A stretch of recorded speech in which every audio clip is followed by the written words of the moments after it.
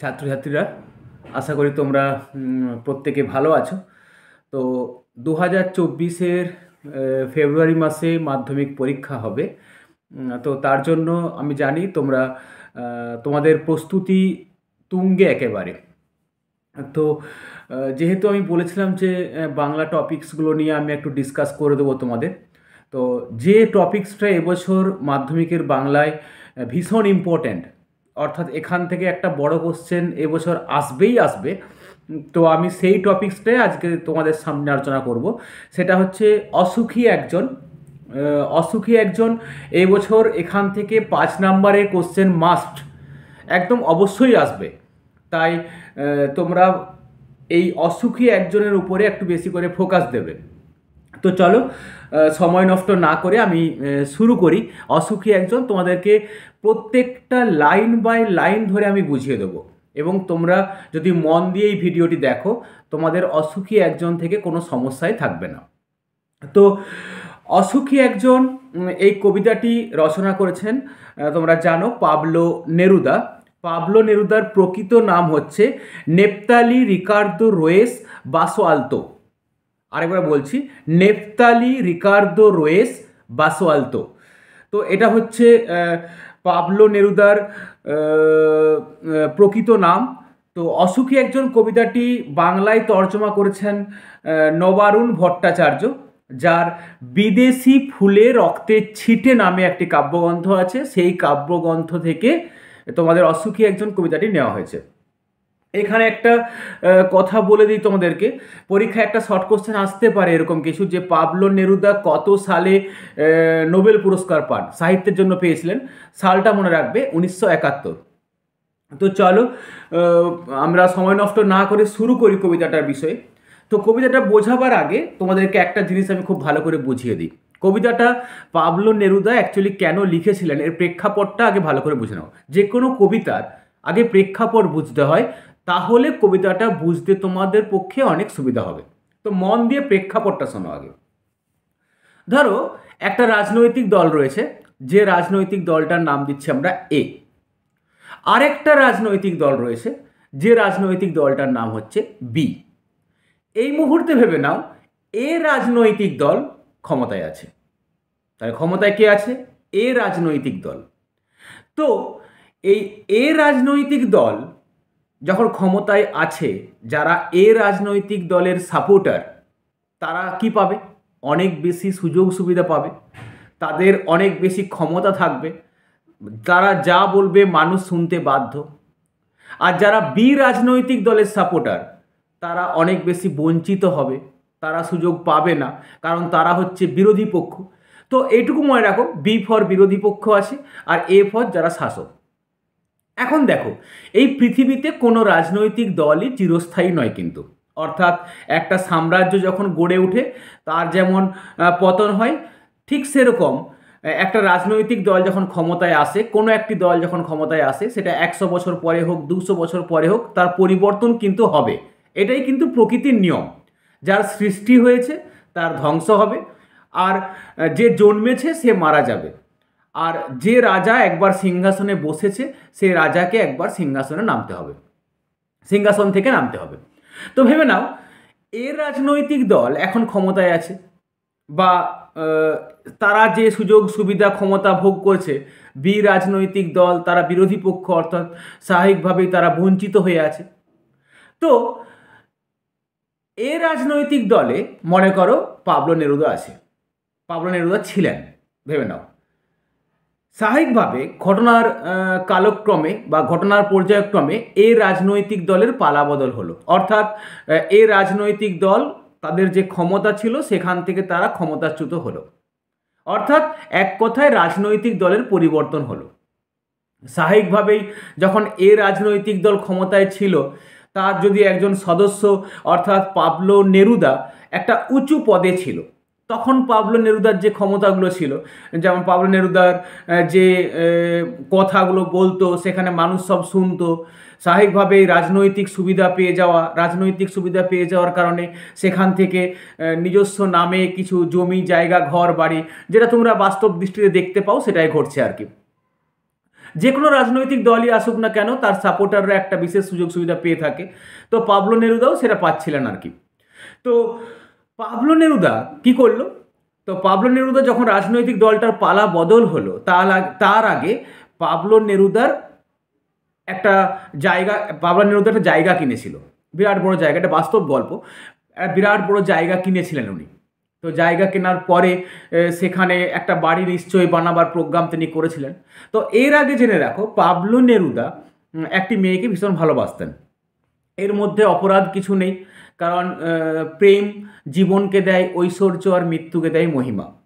তো যাকে ভালোবাসতেন পাবলো নেরুদা, তার সাথে তখনও বৈবাহিক সম্পর্কে তিনি আবদ্ধ হননি, অর্থাৎ বিয়েতে তিনি আবদ্ধ হন না, বিয়ে তিনি তখনও তাকে করেননি। ঘটনা কি ঘটলো?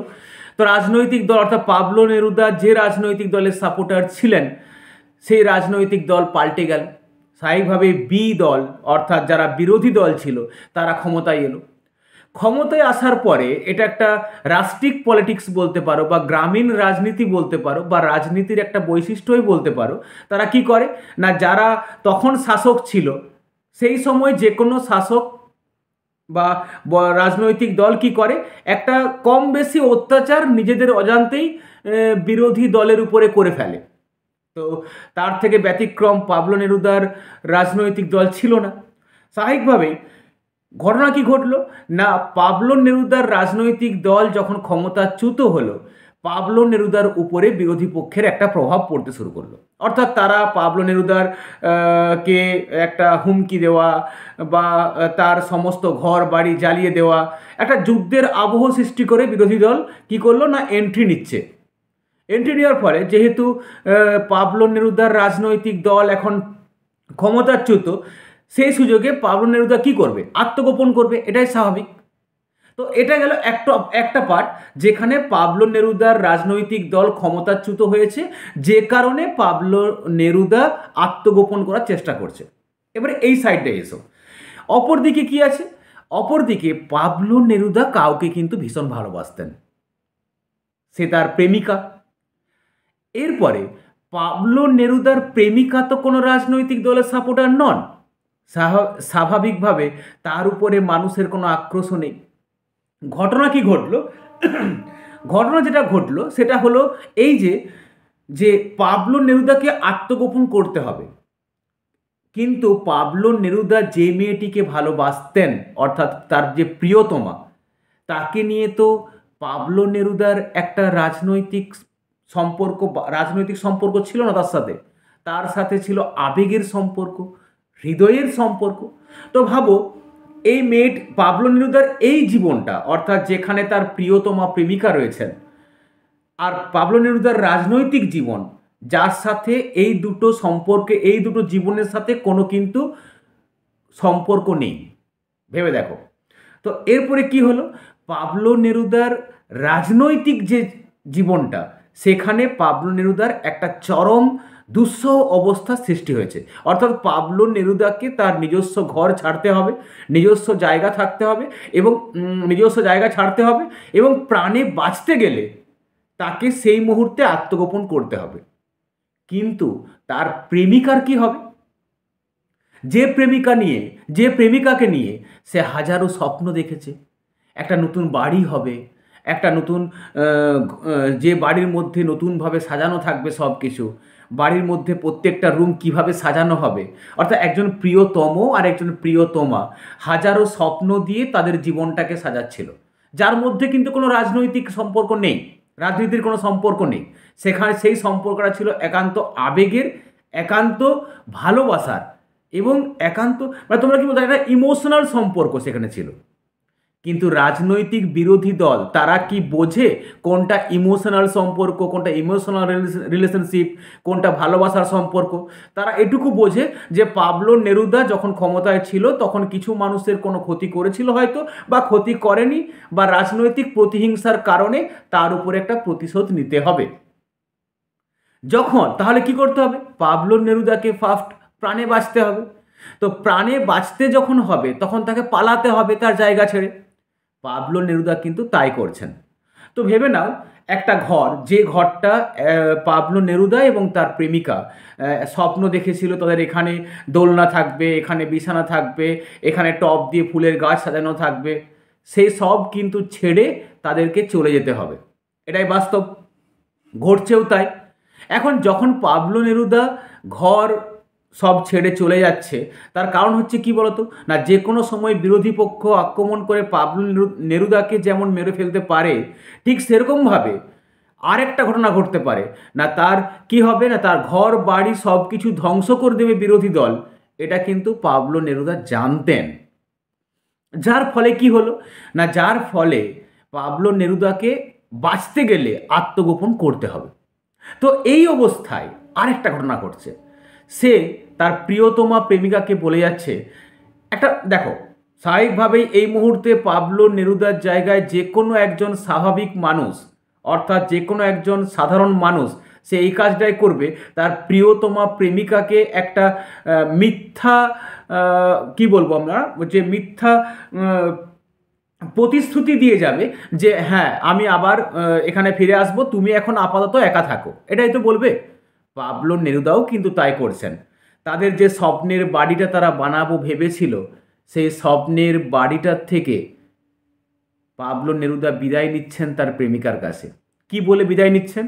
যে হ্যাঁ আমি আবার ফিরে আসব এবং আমাদের সমস্ত সুখের স্বপ্ন আবার পূর্ণ হবে, এটা বলে তিনি বিদায় নিচ্ছেন। আর কবিতার স্টার্ট। আশা করি তোমরা প্রেক্ষাপটটা সম্পূর্ণরূপে বুঝতে পেরেছ। তো কালকে কবিতাটা প্রত্যেকটি চরণের অর্থ আমি বুঝিয়ে দেবো এবং এখান থেকে কি গুরুত্বপূর্ণ প্রশ্ন আসবে আমি সেটাও বুঝিয়ে দেবো। ধন্যবাদ।